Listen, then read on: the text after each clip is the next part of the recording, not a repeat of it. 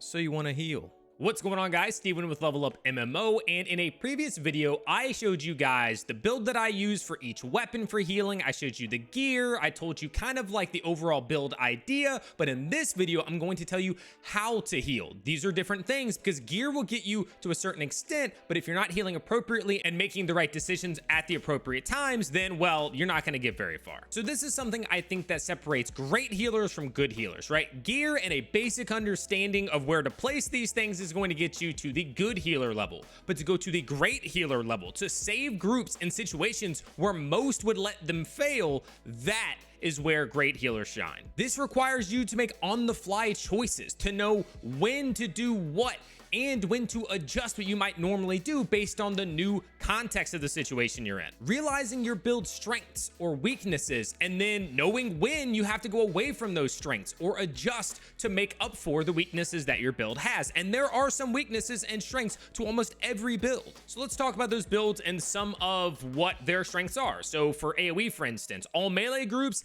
is phenomenal. You're able to get everybody grouped up, everybody on the mobs that you're trying to fight, and just lay down those AoE heals, smooth as butter, really great. People can move around a little bit. You don't have to worry about targeting anybody or just that sort of wait time to cast a lot of those spells. They're pretty instantaneous. The weakness of this build, of course, is when you have ranged or when you have melees that break away and go fight somebody elsewhere. If you're in a pug or something and it's not super organized, you can start to see some faults in this because putting your heals separated, especially if it's a big pool or an intense boss fight, can be detrimental because it's not enough sustained heals to keep people up if they get burst damage down, right? So weaknesses of this build is a spread out group. However, the strengths are, if they're all together, that's really hard to beat. So then single target builds. This is good if, for instance, your tank makes mistakes or isn't quite up to gear scruff, because if they get hit for a chunk, they drop their shield too early, they didn't sort of manage that stamina, you can hit it with the Divine Embrace and bump them back up. You know, that's a big fix. If you have a lot of ranged in your group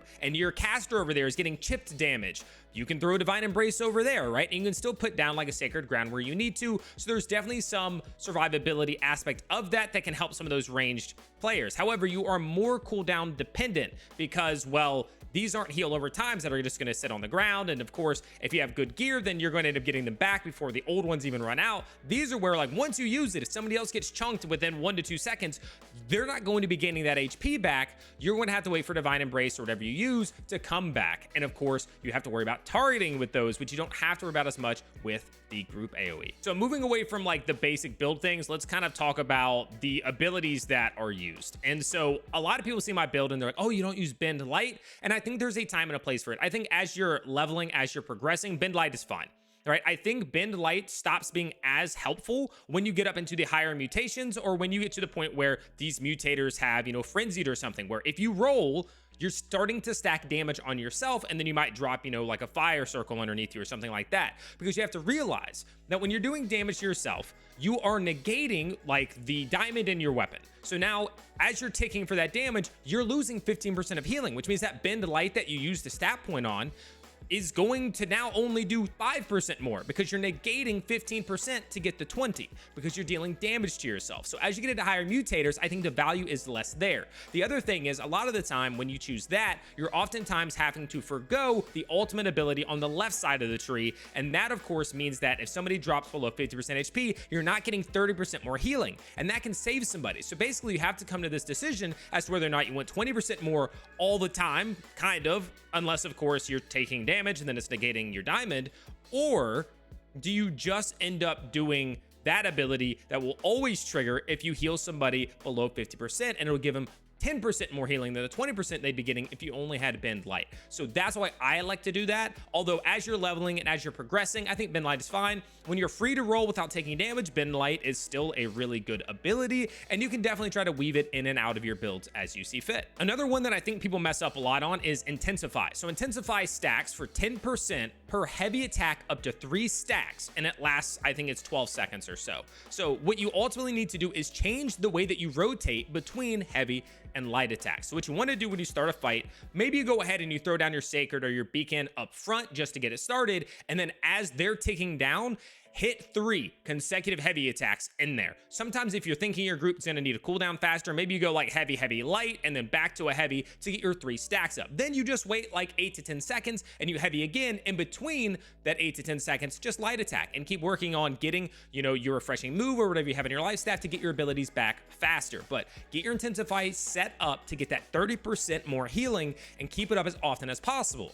That, of course, becomes more difficult, though, when you have, of course, a secondary that you want to use the abilities on, because that will reset that 30%. So this is something I've been struggling with lately because I've tried to get my Void Gauntlet more involved in the fights that I'm in. So basically what you want to do is get your 30% up, throw down a Sacred and a Beacon, because they will heal over time based on the healing percentage buff that you have when you cast them. So it's not like you throw down a Sacred and let's say it's ticking for 700 because you have a 30% buff on, and then you swap off of it and you lose that 30%. That Sacred Ground is still going to heal for 700. It's not going to suddenly drop by 30%. So you want to kind of get up your 30%, throw your heals out, then swap off to your Void Gauntlet, whatever your secondary is, use those abilities, and then of course go back. The downside of that, again, of course, is that when you're using the Void Gauntlet, you're doing those things, you're not bringing back your cooldowns faster for the life staff. So you have to make those decisions on the fly too. What's more important in this fight?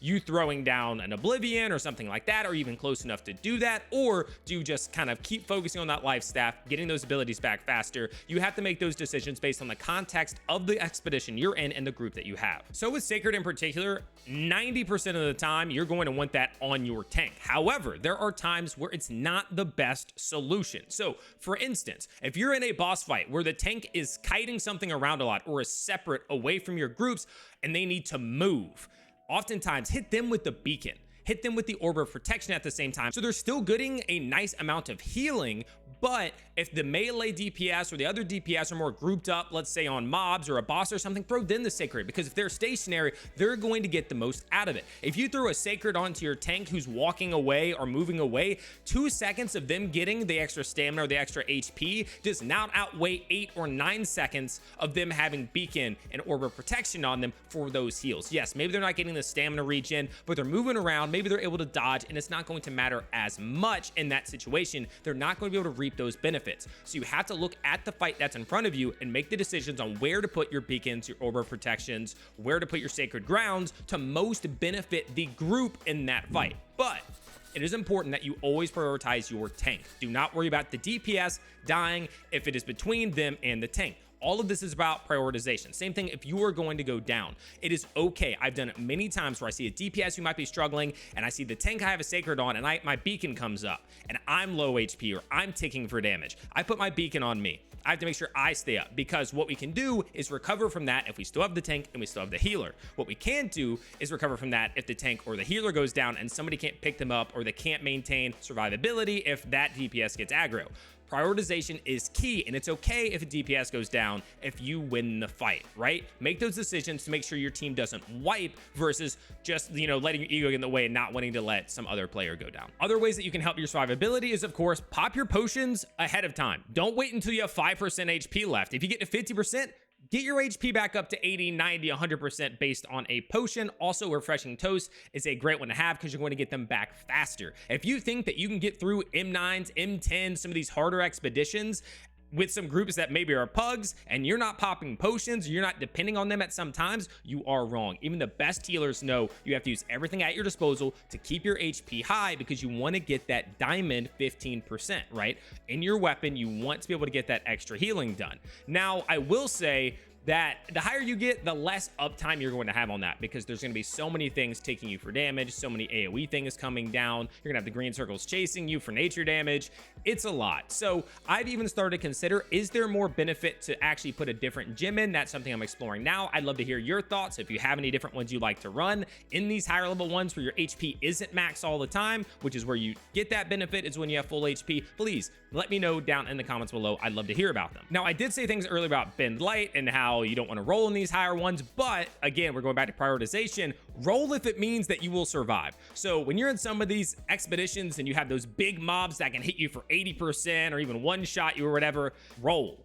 Do not worry about getting ticked for some extra damage, losing that 15% healing if it's between life and death, because if you go down, you're not healing for any. If you stay up and you're just healing for 15% less, well, that's much better than you being dead and the entire group wiping. Prioritize. It's okay to roll. Know when to roll. Pay attention to your stamina. Don't waste it on hits you can live through or that you're going to end up healing back because you're in a beacon or a sacred ground or something like that.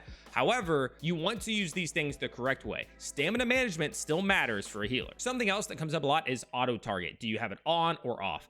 I have it off. I think it is more enjoyable of a play style to have to actually move things and figure things out with your mouse and aim them appropriately. It's more engaging for me. The tab target aspect of it, or, scrolling up and down to select different group members, I think actually slows the process down in a lot of ways, and that can be life or death. So there's only one instance where sometimes I turn it on, and that's in Genesis against the Caretaker when he puts the wall up. If my tank inside isn't the best tank, or if they're struggling, or I've noticed that they get hit or they're not great at dodging mechanics, I will, right when that fight is starting, swap that on so I can heal them inside the circle. If that's not a problem, I stick to what I have and what I know, and I do aiming for all of those. I do not do auto target. There are certain scenarios where it is beneficial. If you're running Divine Embrace, you put it on, right? You're just going to use that to target the right player. However, since I don't and I'm an AoE healer, I prefer to not use those. The only one that would go with that is actually Sacred in my build anyway, so doesn't impact me too much. So there you have it. Those are the basics. I think there's some, of course, some nuance in there, just understanding where you're going, where you should position yourself, how to survive certain situations. Hopefully this was helpful. If you have any questions, please let me know down in the comments below, or if you want to ask me live, I'd love to answer those in that format as well. Head on over to Twitch, twitch.tv/heartbreaker_TV. Would love to have you over there. And of course, if you like New World content and you found this video helpful, subscribe to the channel. There will be more. As I said in the beginning of this video, there is another healer build video, so you might want to go check that out. It might be helpful, of course, blend them together. And as always, good luck in your adventures.